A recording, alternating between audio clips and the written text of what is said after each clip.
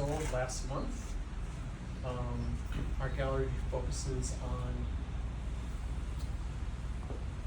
mostly local artists of immense quality and talent, as you see here in front of you today. We also mix in some folks from around the state and upcoming this summer and into fall artists from around the country.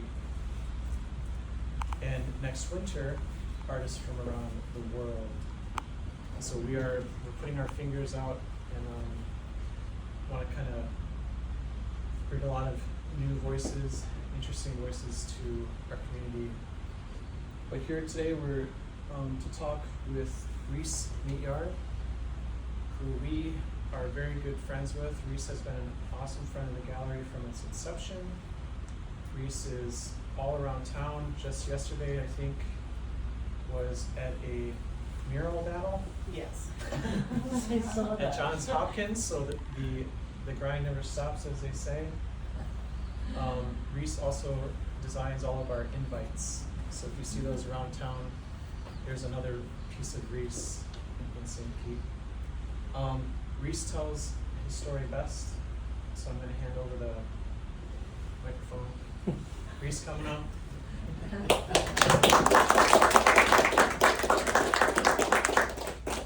Well, thank you so much for coming out. I know it's a Sunday and everybody has lots of things that they could be doing, so I really appreciate that you chose to come here today. And I know a lot of you, and some of you I don't know very well, so a little bit of background on me. I've spent most of my life here in St. Pete. I went to schools here in St. Pete, and it's shaped a lot of like who I am as an artist, and watching the town grow and new people come here and add to the culture and everything has really changed it in a lot of ways. And I choose to focus on the good ways. But in any event, I know the last year and a half has not been that great for us as people. It's been a rough time. And ever since like last January,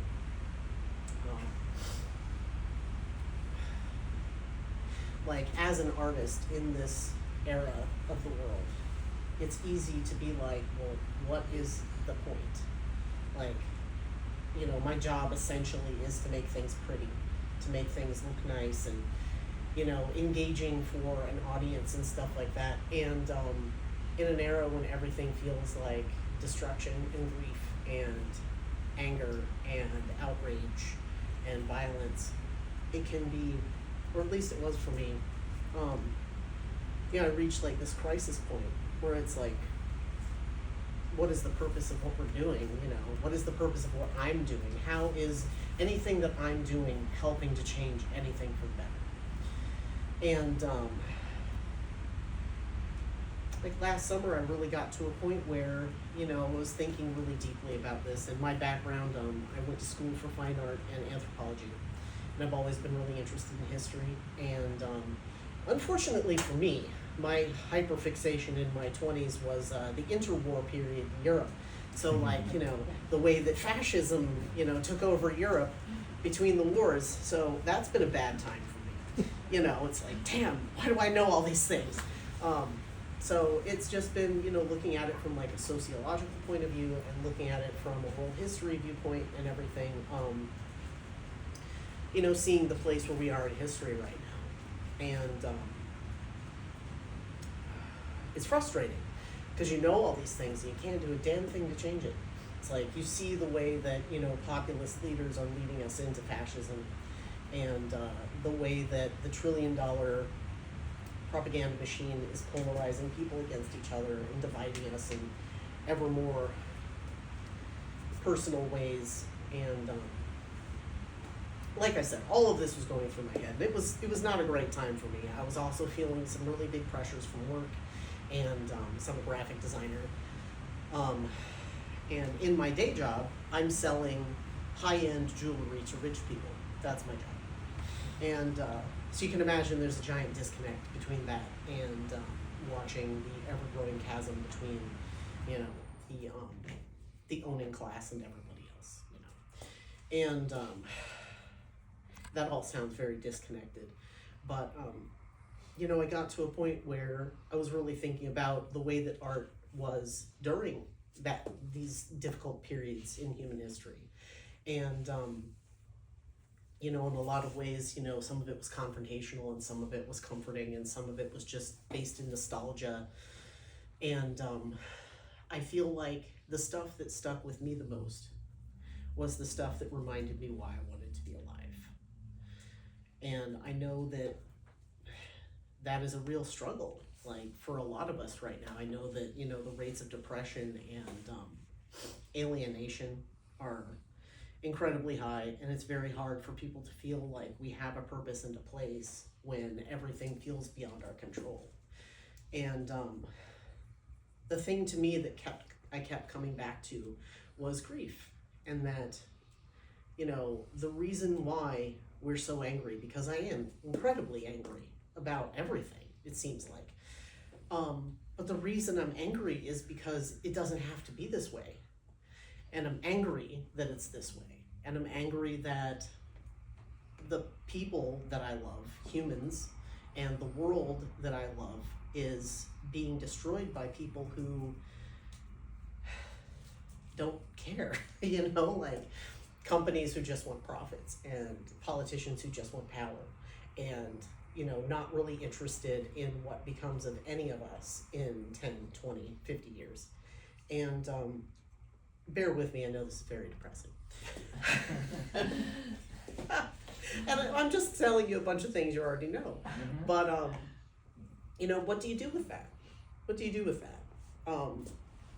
And to me, I feel like a lot of the things that we're drawn towards are trying to reject those things and to disconnect from them so that we can not have to feel this all the time. And in a lot of ways, as humans, we don't want to experience grief. We don't want to experience pain. We don't want to sit with that because it's uncomfortable. And so really my goal with this show was to put together a way and a space that we can look at these things in a way that can be comforting, and it can be quiet, and it can be beautiful, even when it is helping us sit with those uncomfortable feelings. Because we would not have that discomfort and that anger and all of those terrible feelings that I'm sure many of us have experienced in the last few years if we didn't love this place and these people and the things that we cherish, and we didn't want them so much to exist. And so celebrating that was my goal. And I know that comes through in a bunch of different ways here, because it's not all just one thing. Part of this that we're talking about is, the grief for the people and the animals that we have loved, because those have been important parts of our lives. But then also the grief of this present moment in time when we're grieving for the future that we feel we were promised that does not exist, or we're grieving for the uncertainty of the world that we're entering into, and grieving for the parts of ourselves that we have to let go of to be able to conquer this moment and be the people that we need to be. And so that's kind of the overall thing here. So, to speak more directly on specific things. So many of you know my friend Abby. Many of you do.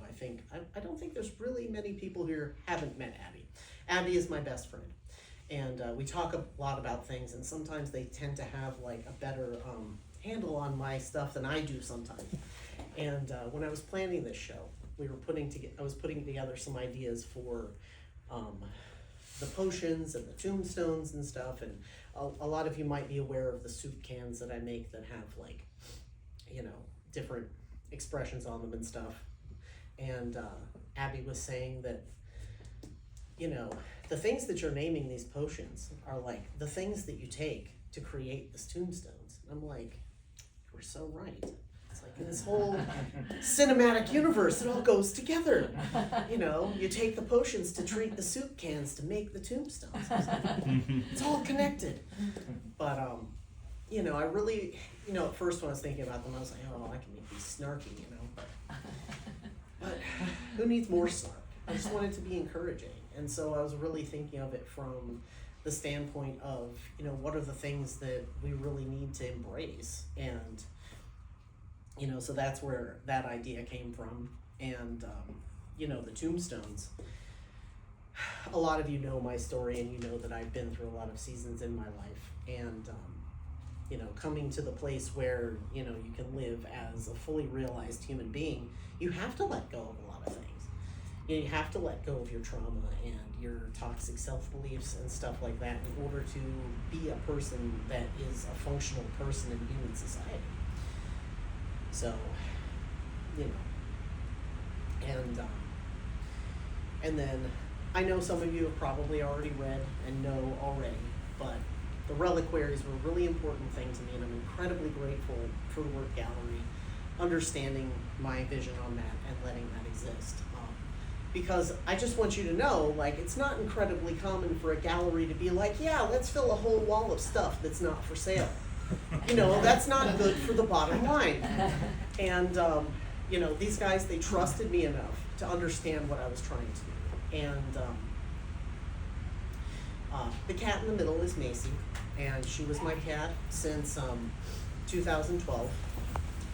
And she was there with me through my mom dying, and addiction, and struggling to find myself, and struggling through depression and suicidal ideation and stuff like that. And she was always there. She was the best cat that I've ever had.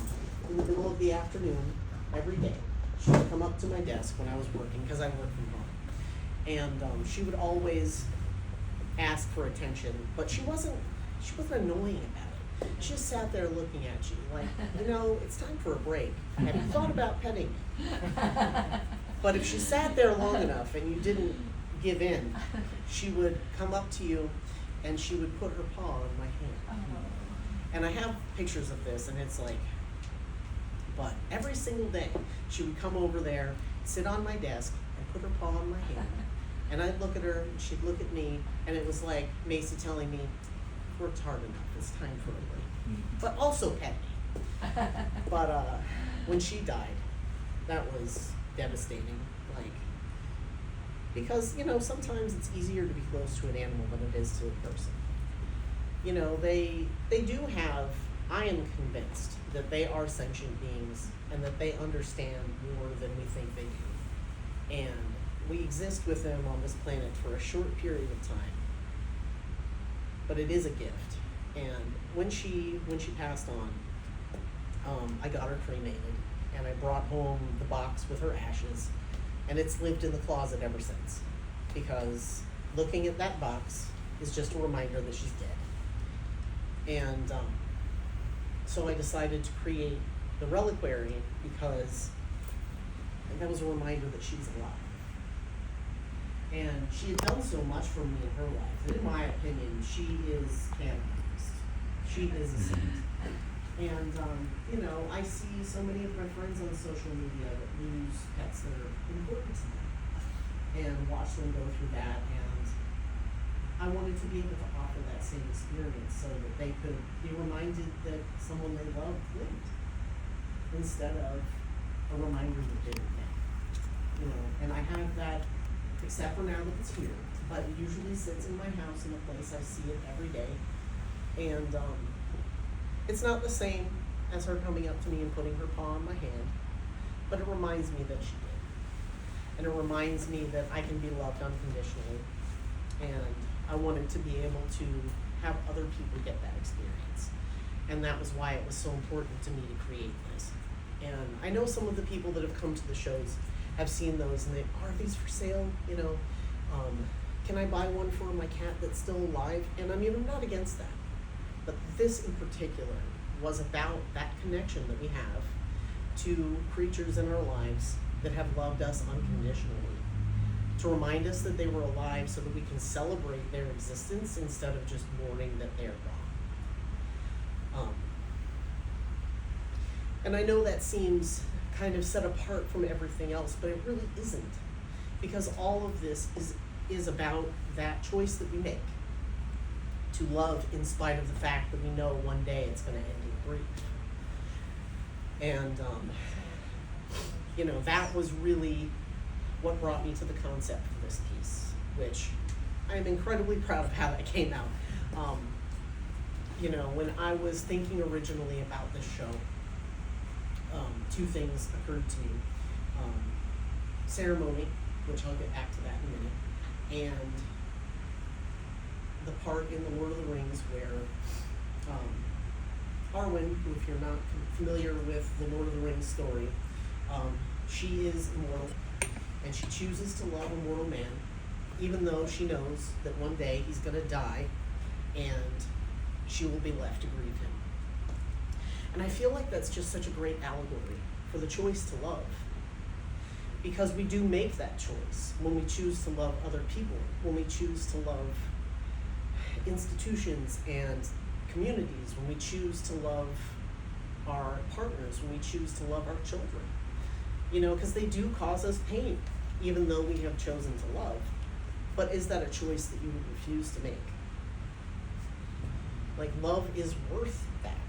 And I think, if anything, that's really what spoke to me about that part of the story, is that, this is a choice.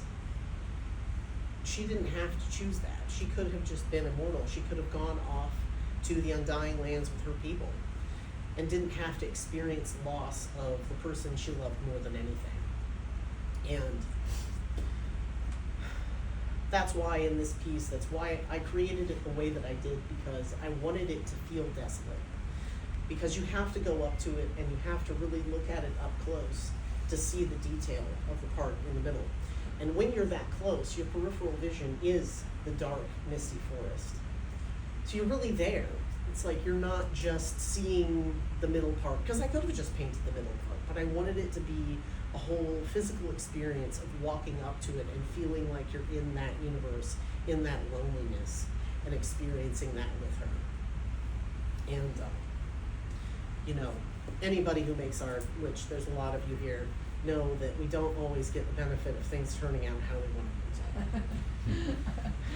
That was one of those moments where something turned out almost exactly how I wanted it to, and it doesn't happen very often, So I'm really proud of that piece, and I'm so glad that people have been so touched by it. Forgive me, I'm sorry if I'm a bit all over the place, but I was going to explain this in my statement, but I chose not to, because I felt like it might be more than people wanted to read. But the reason behind the name for this show is that is a song, and it is a song from the band Joy Division originally. And if you don't know who that is, they were a very influential post-punk band in the late 70s, early 80s, and the lead singer ended up taking his own life. And Ceremony was the last song that he ever wrote. And it was never formally recorded in a studio. It was only a live recording of them performing it. And the lyrics are hard to decipher. It's hard to know exactly what he was saying. But the band, after he took his life, the first song that they recorded when they decided to move on and form another band, New Order, was Ceremony.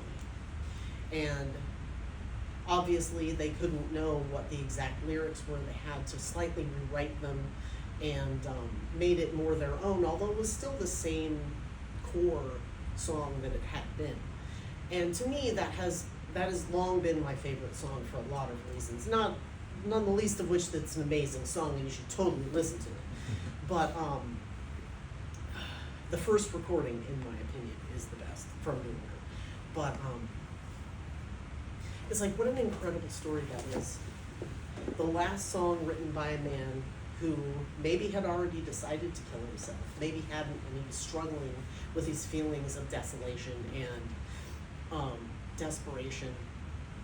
And then his former band members grieving his loss and grieving the loss of the future that they hoped to have together as a band, wrote this as their first song as that new entity. And to me, that is such an incredible demonstration of the duality of everything. So that's everything. Everything is,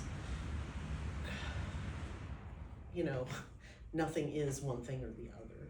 Many times, you know, and that's tough for people, I think. Humans want things to be black and white. They want people to be good and bad.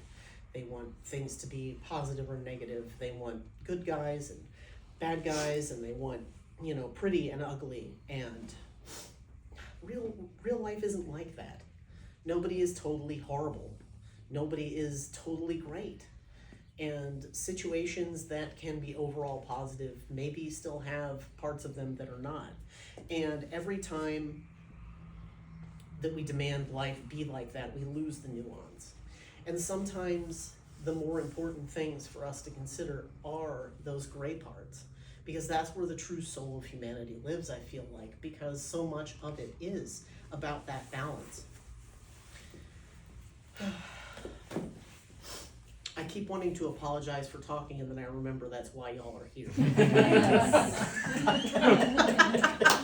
God, I'm sorry for going on. You know, that's why you're here.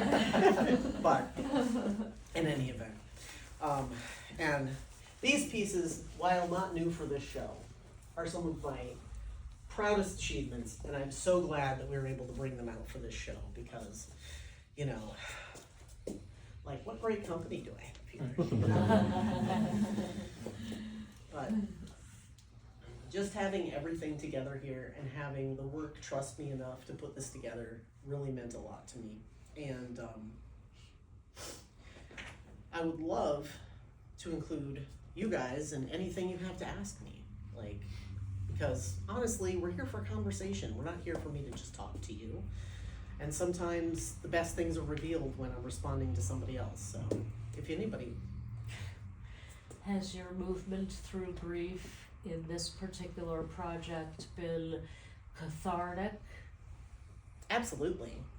It's and been transformative. Also hellish? Well, I mean, this was a huge project to undertake. I think we made a count at one point and it was like 46 new pieces. That is a lot to do. Is a lot to do, and I do not have the privilege of this being my only job. So this was a lot to do.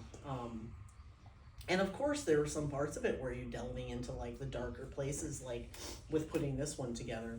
You know, because when you're making art, you're in that universe. And if the piece is joyful, that's gonna live on in you and how you're feeling in that. And when it is a piece that is desolate and mournful, you definitely have to visit that place in order to create that. Convincingly, at least for me. So Did it come with a release or not necessarily?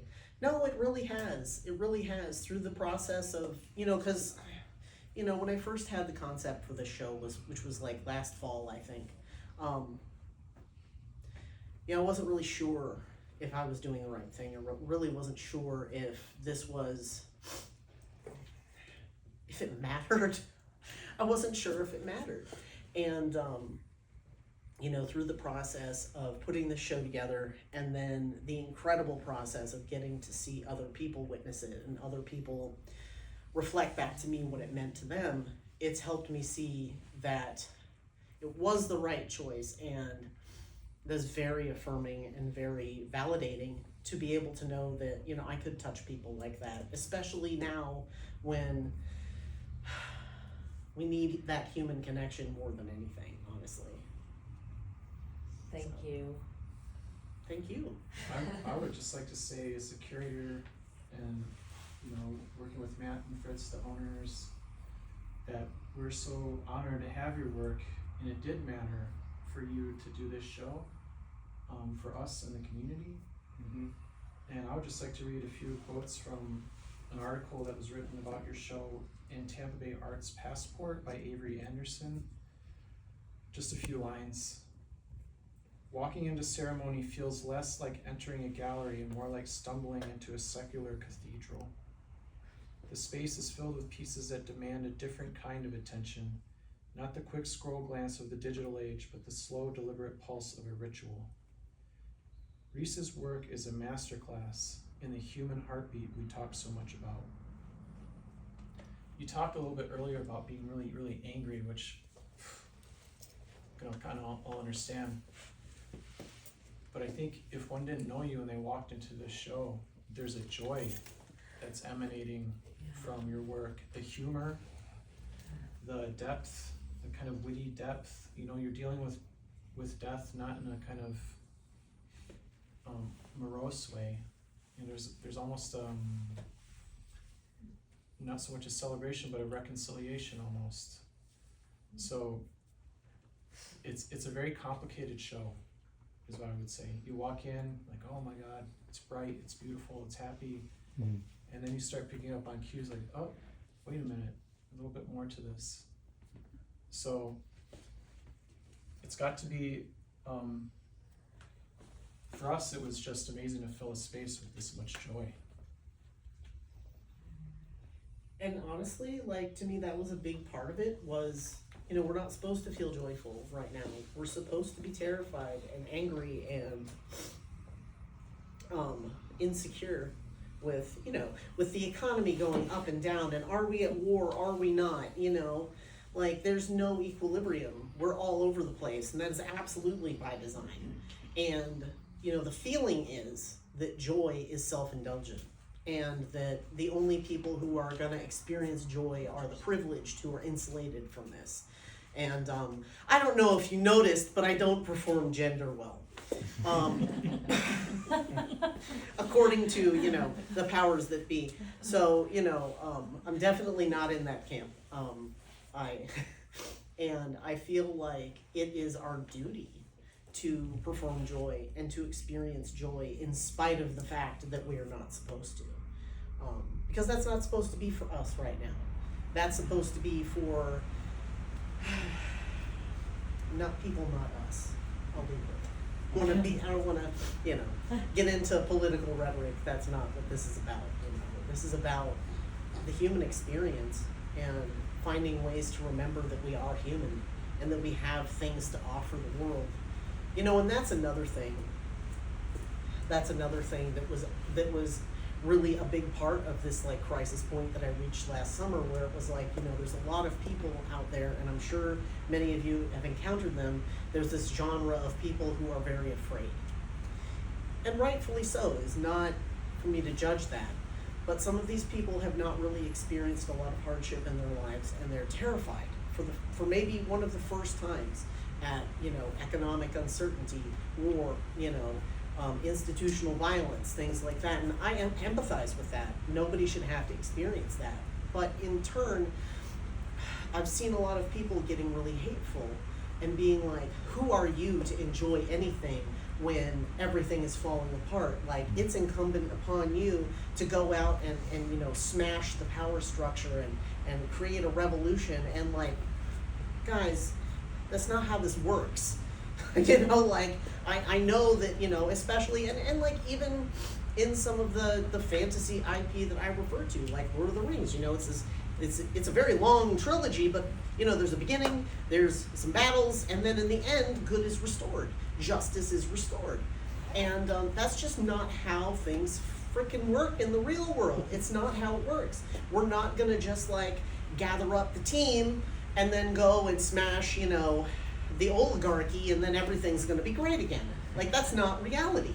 And unfortunately, I think a lot of people just, you know, they're terrified. They're afraid, and like, legitimately so.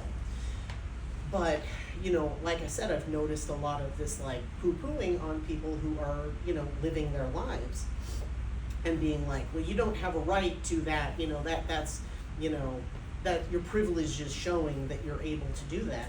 And while that may be true, because there are a lot of people worse off than me, and I will always admit that.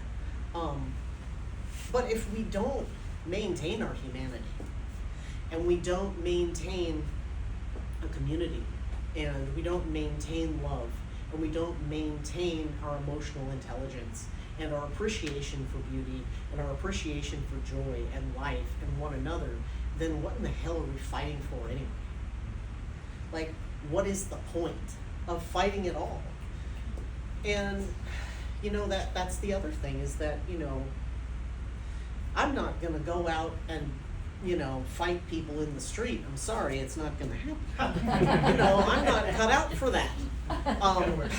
But, you know, yeah, no, this isn't gonna work well for me. You know, I take medications to be alive. I can't do this. You know, I can't. I'm not fighting in the Mad Max future. But what I can do is I can remind people that they're human, and I can help create that joy and remind people that not just my shown possibilities, but that just possibility exists.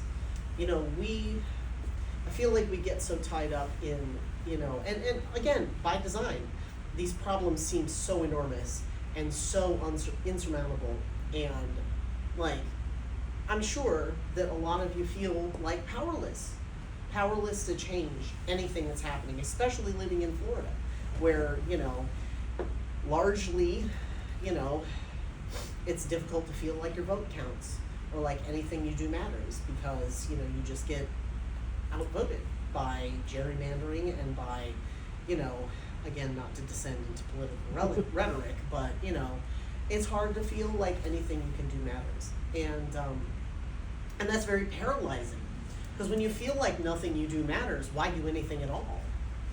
You know, why hope? Why try? When it's all gonna go to hell anyway. And, you know, that is, I think, the big lie. That is the big thing that causes so many people to live in stagnation and to live in hopelessness, because there doesn't seem like another logical choice. But we don't have to believe that. You know, the future has not been decided already. And the future's a really long time. You know, maybe everything isn't going to be great in the next 5 years, but that doesn't mean that they won't be in 10 or 20 or 50 or 100. And call me the last optimist, but I believe in humans. I believe in our ability eventually to figure it out and do the right thing. You know, maybe bad things have to happen first. Maybe there's going to be bad times ahead. And I think that is true. But I think that as long as we as humans refuse to stop believing and refuse to stop hoping and trying, then nothing's ever truly lost. Like, what is it worth? Why? But we're here right now, aren't we? Looking at art and talking about things that allegedly we're not supposed to have time to care about, and that it's not moral to care about when people are hurting and people are starving and people are dying. But if we don't maintain the will to be alive, what's the point? And that's really what I've come back to. And so, you know, finding and keeping the will to live, finding and keeping the reasons why we love each other and we love this world and we want better for us. Because, you know, hopelessness asks nothing of you. Hopelessness, well, I don't have to do anything because it's all messed up already. But hope asks you to do something else. It asks you to strengthen your communities and your connections with people, and to experience joy, and to welcome curiosity and learning new things. And in my opinion, aside from everything else, that is the most important thing that we can maintain in the middle of all of this.